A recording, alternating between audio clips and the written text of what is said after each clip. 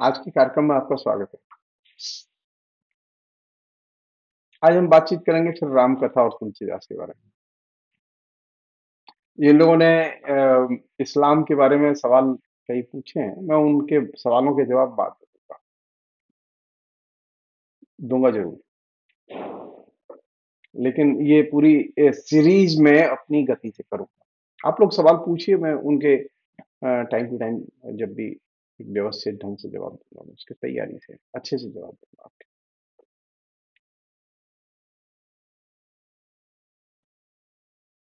पिछली बार जो हमने जहां बातचीत खत्म की थी, उस सिलसिले को आगे बढ़ाते हैं हम।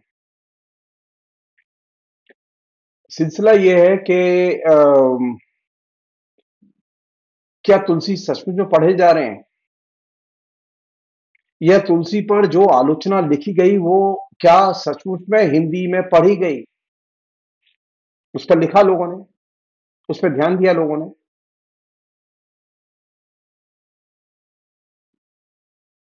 मैं बहुत ही विनम्रता से कहना चाहता हूं कि हिंदी में जिन लोगों ने तुलसी की सबसे महत्वपूर्ण और गंभीर आलोचना लिखी, उनकी चर्चा हिंदी आलोचना में हुई नहीं, और ये हिंदी का दुर्भाग्य है। और मैं अपने ये तमाम एपिसोड करने के क्रम में मैं उन्हीं आलोचकों की मदद ले रहा हूं जिन आलोचकों की कभी चर्चा नहीं हुई।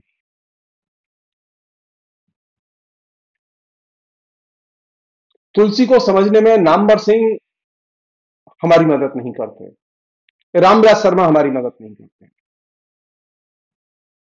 मैं बहुत साफ कहना चाहता हूं। और प्रगतिशीलों की मुश्किल यह है कि वो इनके अलावा किसी के पास जाने को तैयार नहीं है, या जो पाठ्यक्रम में जो निर्धारित हैं लोग, शुक्ल जी हों या हजारी का द्विवेदी हों, उनके अलावा किसी को देखने के लिए तैयार नहीं। और ये एक बहुत बड़ा, जिसे कहें कि अवरुद्ध मार्ग है आलोचना का। जिन लोगों ने तुलसी पर काम किया, उन लोगों की कायदे से खोज की जानी चाहिए, उनके डिटेल्स पढ़े जाने चाहिए, उसे साझा किया जाना चाहिए, जिससे कि आलोचना समृद्ध हो, बहस का माहौल बने।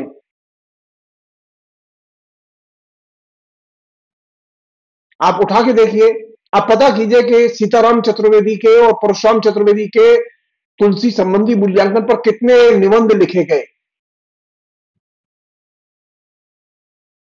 जीरो मिलेंगे आपको। जो हिंदी के सोकॉल प्रतिष्ठित आलोचक थे, उन्होंने तो इनको डिस्कस ही नहीं किया।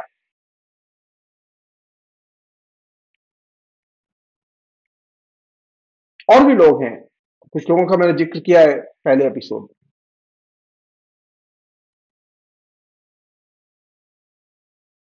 ये बात मैं क्यों कह रहा हूं? ये बात इसलिए कह रहा हूं कि हमारे यहां आ, आलोचना में पढ़ने की आदत घट रही है। एकेडमिक्स में जो लोग हैं, उनमें पढ़ने की आदत घट रही है। वो बहुत ही छोटी सामग्री से काम चलाते हैं।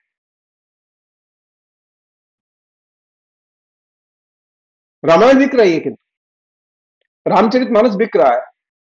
लेकिन रामचरितमानस के बिकने का मतलब यह नहीं कि रामचरितमानस पढ़ा भी जा रहा है। हाँ, अखंड रामायण के पाठ हो रहे हैं। राम की एक महान इमेज गढ़ दी गई है। क्यों गढ़ी गई है? मैं इस पर पहले एपिसोड कर चुका हूं, मैं अभी दोबारा उस पर जाना नहीं चाहता। मैंने जो हिटलर पर एपिसोड किए, उन्हें आप जरूर ध्यान से देखिएगा।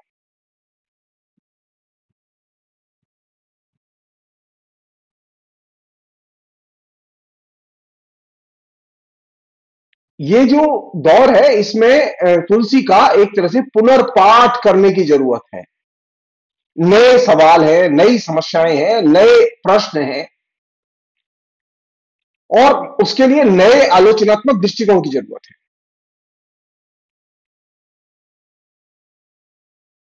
नया दौर क्या है? नया दौर है साइबर कम्युनिकेशन का, नया दौर है कंप्यूटर के संदर्भ का।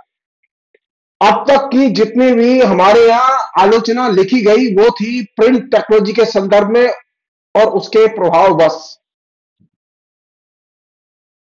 लेकिन 1984-85 के बाद तो कंप्यूटर आ गया, और कंप्यूटर रेवोल्यूशन आ गया। तो कंप्यूटर ने एकदम आपके पूरे के पूरे संदर्भ और पैराडाइम को शिफ्ट कर दिया।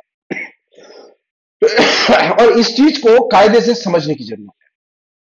इसने आपके के पूरे परंपरा के मूल्यांकन या लेखकों के मूल्यांकन के तरीके, पद्धति, नजरिए और प्रश्न भी बदल दिए।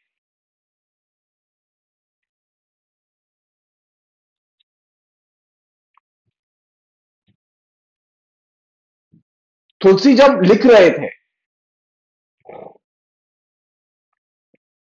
वो वाचिक संस्कृति का युग था।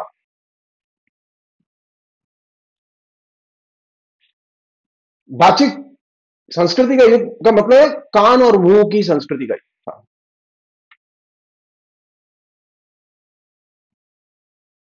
और क्यों ये बात लिखी गई, क्यों राम की कहानियां लिखी गई, क्यों और दूसरी इसी तरह की कहानियां लिखी गई जो कि अतीत पर केंद्रित थी? क्योंकि वाचिक संस्कृति की सबसे बड़ी समस्या यह है, जिसमें कि वे लिख रहे थे कि उसमें व्यक्ति जो है वो अतीत को खोता चला जाता है, और इसको रीगेन करने के लिए वे तमाम रामाश्रयी, कृष्णाश्रयी, नाथ सिद्ध संप्रदाय, ये तमाम परंपराएं एक सिरे से पुनर्जीवित करके उन्हें समझने की जरूरत थी।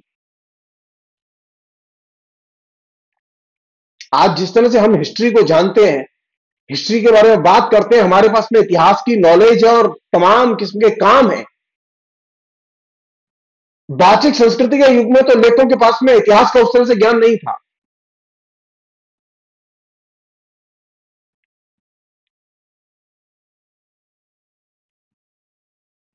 आज किसी भी वास्तविक घटना का विवरण हम वैसे बताते हैं जैसे कि हम चश्मदीद गवाह हों, क्योंकि इतिहास पढ़ दिया है। लोग बात कर रहे हैं ना, अकबर के जमाने में, बाबर के जमाने में, औरंगजेब के जमाने में हिंदुओं के साथ क्या हुआ, वे ऐसे बता रहे हैं जैसे चश्मदीद गवाह हो। और ये क्यों बता रहे वो? तो उन्होंने इतिहास गढ़ा है। पुराने जमाने में, वाचिक संस्कृति युग में, इतिहास इस तरह से व्यवस्थित ढंग से नॉलेज के स्रोत के तौर पर अवेलेबल नहीं था।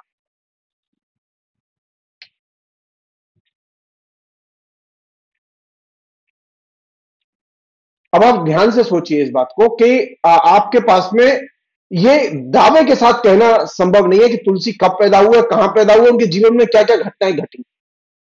इसके प्रामाणिक रेफरेंस अवेलेबल नहीं है। और यह स्थिति अन्य मध्यकालीन लेखकों की भी है,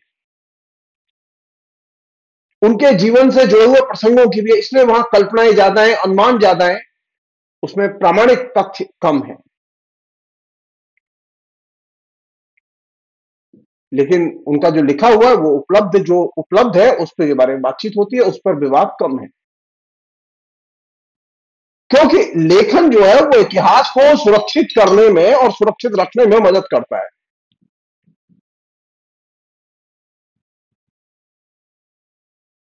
एक और चीज है जो कि कायदे से ये जो तुलसी जिस समय लिख रहे थे, उसके परिदृश्य को समझना बेहद जरूरी है। बिना इसके आप तुलसी को बेहतर ढंग से पढ़ नहीं सकते। वाचिक युग में भी शिक्षक थे, छात्र भी थे। छात्र पढ़ते थे और शिक्षक पढ़ाते थे। लेकिन वहां किसी भी किस्म की परीक्षा उस तरह से नहीं होती थी जैसे आजकल परीक्षाएं होती हैं। और शिक्षा के लिए, ज्ञान के लिए कोई लिखित अभ्यास नहीं करना पड़ता था। जितने भी शिक्षकों के, जिसे हम लोग गुरु कहते हैं, उनकी जो क्लासेस होती थी, उनके व्याख्यान होते थे, सब मौखिक होते थे। तो वाचिक परंपरा में वो चीज जिंदा रह जाती थी। गीता पढ़ाइए तो गीता जिंदा रह गई, रामायण पढ़ाइए तो रामायण जिंदा रह गई। कहने का मतलब शिक्षा की जितनी भी व्यवस्था थी वो मौखिक थी। मौखिक शिक्षा की व्यवस्था में तुलसी ने रामायण लिखी थी। मौखिक शिक्षा की व्यवस्था में वाल्मीकि ने रामायण लिखी थी। और जो विद्यार्थी होते थे, उन्हें भी अपनी जो क्षमता का प्रदर्शन करना है वो मौखिक तौर पर ही करना होता था। इसलिए वहां शास्त्रार्थ की परंपरा थी और संवाद की परंपरा थी। और ये जो मौखिक बहस थी वो बड़ी संगठित होती थी, जिसे हम लोग शास्त्रार्थ के रूप में जानते हैं। और इसमें इंपॉर्टेंट चीज क्या थी? इंपैक्ट। शास्त्रार्थ में किसका प्रभाव अधिक पड़ा? तो उस दौर को, जिस दौर में ये रामायण लिखी गई, चाहे वो वाल्मीकि की रामायण हो, चाहे वो तुलसी की रामायण हो, ये जो दौर है वो किसका है? वाचिक प्रभाव का युग है।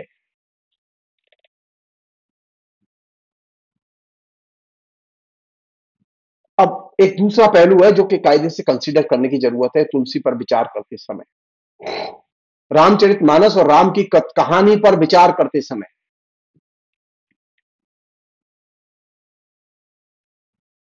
हमारे यहां दो तरह की परंपरा थी, एक तो सीखने की और पढ़ने की परंपरा थी जो कि वाचिक परंपरा में थी, और दूसरी पांडुलिपियों की भी परंपरा थी। और इन पांडुलिपियों की परंपरा में पाठ का बहुत ही, मैन्युस्क्रिप्ट का बहुत ही कौशलपूर्ण ढंग से निर्माण होता था और कौशलपूर्ण ढंग से उसका संरक्षण भी होता।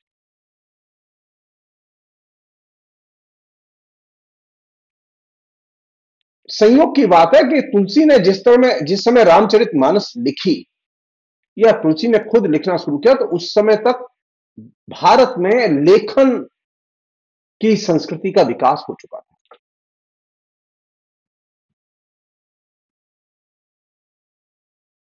जिसे हम लोग पांडुलिपि संस्कृति कहते हैं। तो पांडुलिपि संस्कृति के कारण ही हम संस्कृति को जान पाए,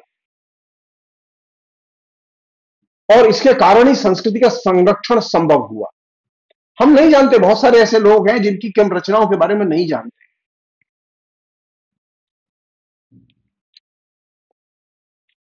एक और चीज है, तुलसी पर और तुलसी की रचनाओं पर ध्यान दें आप। तुलसी के यहां कविता से ज्यादा महत्वपूर्ण, तुलसी कविता पे बहुत बात करते हैं लोग। तुलसी की कविता में कविता से या काव्यत्व से ज्यादा महत्वपूर्ण है उसमें व्यक्त तर्क, और ये तर्क अधिकांश मामलों में डायलेक्टिकल, द्वंदात्मक है। और द्वंदात्मक होने के कारण ही इसकी ये ब्यूटी है कि इसे सहज रूप में आज भी आप परिभाषित कर सकते हैं।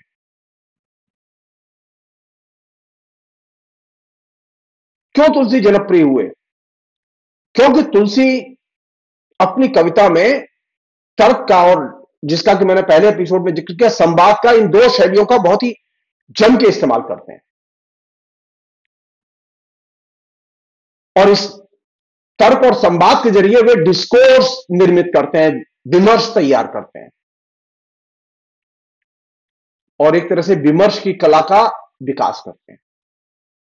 ये जो पश्चिम के लोग आजकल डिस्कोर्स डिस्कोर्स ज्यादा करते हैं, पोस्ट मॉडर्निस्ट और उनसे प्रभावित लोग, उनको हम खासतौर पर कहना चाहते हैं कि डिस्कोर्स की परंपरा भारत में थी और तुलसी उसके आइकॉन है।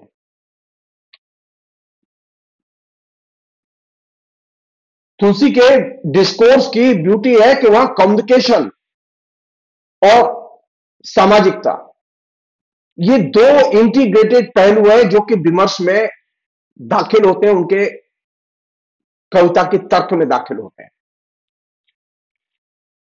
इसलिए वो ज्यादा कम्युनिकेटिव भी है, वो ज्यादा सोशल भी है।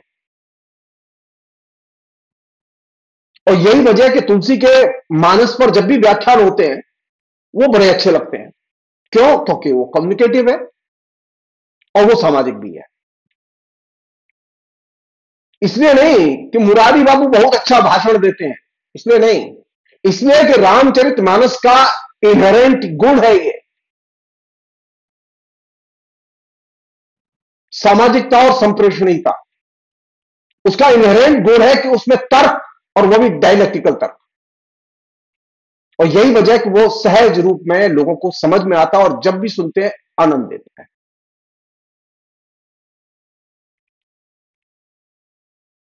आप ध्यान दीजिए, तुलसी की रामायण के पाठ से ज्यादा अच्छा लगता है तुलसी पर व्याख्यान। और वो उसकी संख्या, उसकी सुनने वालों की संख्या वो बेशुमार है। आप अखंड रामायण का पाठ रखिए, सुनने वालों की संख्या कम होगी, लेकिन आप तुलसी के रामचरितमानस पर व्याख्यान रखिए, हजारों की संख्या में लोग सुनने आते हैं। क्यों? क्योंकि तुलसी पर जब व्याख्यान होते हैं उससे आनंद मिलता है, और ये वह जगह है जहां से कि मुरारी बापू जैसा जो है व्याख्यान करता वो क्लिक कर गया। और भी लोग हैं ऐसे।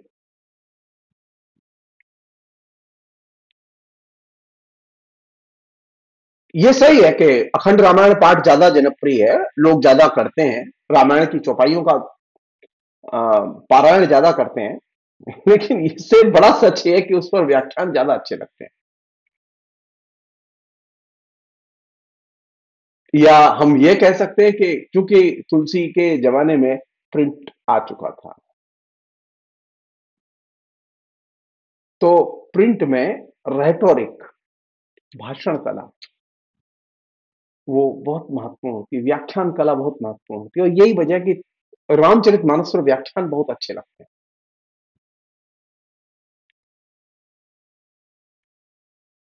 तुलसी की रामचरितमानस ने एक और बड़ा काम किया। मैं ये जो तमाम किस्म के लोग जो तुलसी पर अटैक करते रहते हैं, मैं उनसे सहमत नहीं हूं, क्योंकि वे उसको समझते ही नहीं। वो सिर्फ अपने एक विचारधारा की गठरी को लिए घूम रहे हैं और तुलसी पर वो अपना कचरा फेंकते रहते हैं, और तुलसी को ये समझ नहीं सकते ये लोग। तुलसी के रामचरितमानस की जो सबसे महत्वपूर्ण चीज, और जो उसके बाकी काव्य संकलन है, उनकी कविताओं के ग्रंथ हैं, उनकी जो सबसे महत्वपूर्ण चीज है वो ये कि तुलसी तर्क को व्याख्यायित करने में ज्यादा से ज्यादा समय खर्च करते हैं।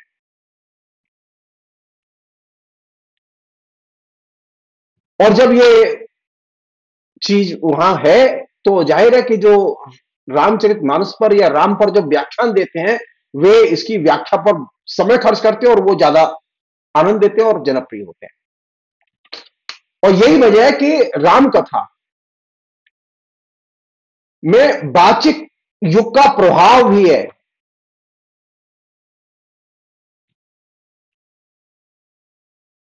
वहां वक्तृता और उसका इंपैक्ट बहुत महत्वपूर्ण माना जाता था वाचिक युग में। आज भी रामचरितमानस के व्याख्यान और उसका प्रभाव बहुत महत्वपूर्ण माना जाता है। ये वाचिक संस्कृति का इंपैक्ट है। इसलिए तुलसी ज्यादा ताकतवर है। एक और चीज जो घटी है इस बीच में तुलसी के साथ, उसे कायदे से दर्ज किया जाना चाहिए और समझा जाना चाहिए, वो ये कि जब छापे की मशीन आ गई और रामायण का मुद्रण, पुनर्मुद्रण ये शुरू हो गया, तो इसने पाठक का पाठ के साथ में निजी संबंध विकसित किया। पहले किताब नहीं थी, अब किताब आ गई, तो पाठक का पाठक के साथ में संबंध विकसित हुआ, और यह एक बहुत बड़ा शिफ्ट था। पहले सुनते थे खाली और आनंद आता था, तो उसका इंपैक्ट था दिमाग पर। अब किताब आ गई तो निजी तौर पर पढ़ते हैं और फिर उसका आनंद लेते हैं, उसका एक निजी भावबोध पैदा हुआ, और इसने पाठक और पाठ के बीच में निजी संबंध की शुरुआत की और निजी संबंध को गहरा बनाया। जब आप किसी पाठ को पढ़ते हैं, छपे हुए पाठ को पढ़ते हैं, तो निजी तौर पर पढ़ने के कारण ये एक तरह से पाठ की प्राइवेसी की दिशा में आपका बढ़ा हुआ कदम होता है। लेकिन संयोग की बात देखिए, तुलसी के साथ में एकदम उल्टा हुआ।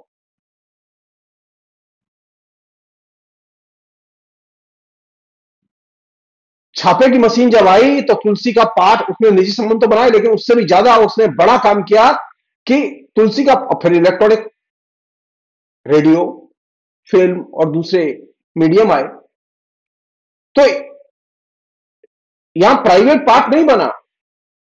रामचरितमानस या तुलसी एज ए पोएट, उसकी रचनाएं प्राइवेट पार्ट नहीं बनी। रामचरितमानस खास और प्राइवेट पार्ट नहीं बना, बल्कि वह सार्वजनिक पाठ बन गया।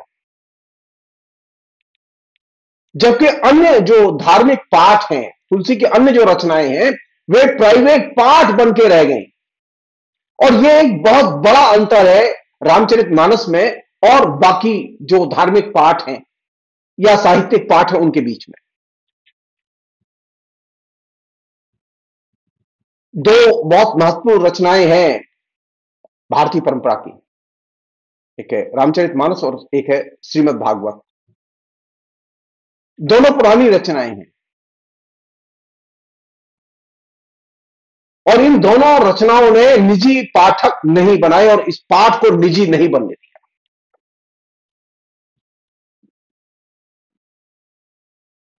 पूरी कोशिश यह रही है कि कथावाचक जो है वो इन दोनों पर जो प्रवचन देते हैं उसमें व्यापक संदर्भों का इस्तेमाल करते हैं। रामचरितमानस पर प्रवचन सुनिए और श्रीमद् भागवत पर प्रवचन सुनिए, और ये जो व्यापक संदर्भों का इस्तेमाल है ये आपको कहीं और किसी पाठ के संदर्भ में नहीं मिलेगा। ये जो व्यापक संदर्भ का आना व्याख्यान में, ये संकेत है कि ये पाठ वाचिक युग से प्रिंट युग में दाखिल हो चुका है, क्योंकि प्रिंट युग में व्यापक संदर्भों का एक साथ उपयोग व्याख्यान में एक सामान्य पद्धति है। और इससे पता चलता है कि तुलसी अब किताब के युग में आ गए। तुलसी वाचिक युग में थे, अब किताब के युग में आ गए, और किताब का युग अपने आप में नया युग है। तुलसी राम के युग में नहीं है, वो किताब के युग में है, प्रिंट टेक्नोलॉजी के युग में है। और ये जो घटना घट रही है, ये कब घट रही है? किताब के युग में तुलसी कब आए हैं? रेनेसा जिस समय आ रहा है उस समय छापे की मशीन और बड़े पैमाने पर रामायण का मुद्रण और पुनर्मुद्रण, और वही दौर है जबकि बड़े पैमाने पर रेटोरिक का, व्याख्यान कला का बड़े पैमाने पर विकास होता है। और ये जो व्याख्यान कला है, ये पुरानी जो व्याख्यान के तरीके हैं, शास्त्रीय तरीके हैं, उससे उसने प्रेरणा ली है, उस पर उसका गहरा असर है, और इसने एक तरह से पूरे के पूरे मानव जीवन में नई किस्म के प्राण वायु फूकी है। एक अन्य पहलू है जो कि वो ये कि अब जाहिर है कि अब ये जो जमाना है तो अब जाहिर है कि छापे की मशीन के बाद में, किताब के युग में दाखिल होने के बाद में, पाठ के जो तथ्य होते हैं उनका संचयन बहुत ही सुसंगठित ढंग से होने लगता है। और ये जो दौर है इसमें पाठ के जो तथ्य उनके खोजने की प्रक्रिया भी शुरू हो जाती है। पहले वो खोज नहीं पाते थे, लेकिन ये जो दौर है इसमें खोजने की प्रक्रिया, पाठ के तथ्यों के तरह तरह के सूत्र खोजने की प्रक्रिया, जिसमें कुछ सूत्रों का जैसे मैंने जिक्र किया आपसे, तो ये किताब के युग में पाठ के तथ्यों को खोजना, उन्हें देखना, उनका मूल्यांकन करना और उन्हें व्यापक व्याख्यान कला का अंग बनाना, ये एक नया फिनोमिना था जिसको के स्पीड अप करने में, तेज गति प्रदान करने में रामचरितमानस की बहुत बड़ी भूमिका थी, आज भी है।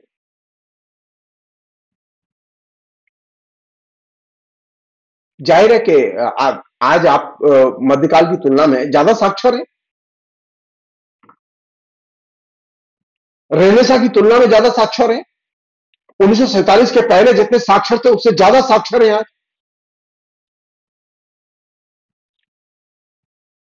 तो तुलसी ज्यादा पढ़े जाएंगे, तुलसी का ज्यादा इंपैक्ट होगा, और ये इस बात का संकेत भी है कि हमारी रीडिंग हैबिट में इजाफा हुआ है। हम जितना पहले पढ़ते थे वाचिक युग में, आज उससे कई गुना ज्यादा पढ़ते हैं। किताबें ज्यादा बिकती हैं, पहले किताब थी ही नहीं तो किताब भी गई कहां से? अब किताबें ज्यादा बिकती हैं, किताबों का प्रकाशन ज्यादा होता है, और किताबें ही नहीं, अखबार, पत्रिकाएं और दूसरी चीजें। अब चूंकि इंटरनेट आ गया है तो इंटरनेट पर जो सामग्री है उसका अध्ययन अध्यापन बहुत होता है। पहले लिखित पेज तक सीमित थे, अब डिजिटल पेज पर आ गए हम। और ये डिजिटल जो पेज है, ये लिखित पेज से ज्यादा सुंदर, उदार, गतिशील और प्रभाव उत्पादक है। इसलिए तुलसी और ज्यादा वर्चुअल युग में, कंप्यूटर टेक्नोलॉजी के युग में और ज्यादा सुंदर और प्रभावशाली बन गया है।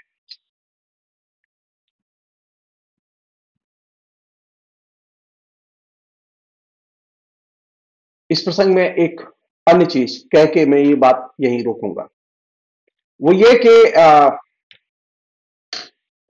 तुलसी के जमाने में सब कुछ कहते थे बोलता है, यहां तक भगवान भी बोलता था।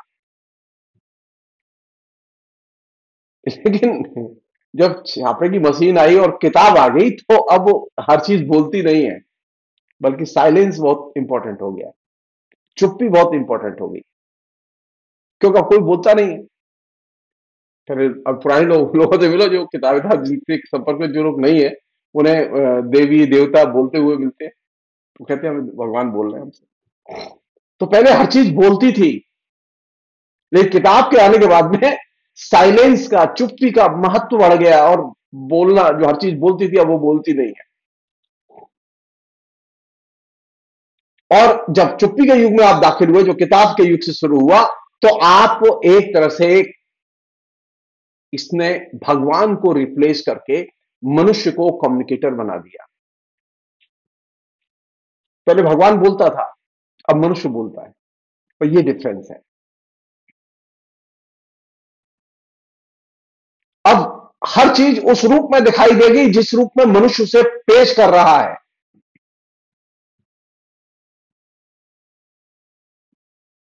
और यही वजह है कि अब जो वाचिक युग का जो इंपैक्ट होता था, वाचिक युग की जो बारे में, जो प्रभाव को लेके जो हम बातें सुनते थे, वो अब वाचिक युग का प्रभाव नहीं होता, बल्कि ये कह सकते हैं वाचिक प्रभाव मंडल का किताब युग के आने के बाद एक तरह से अंत हो चुका है।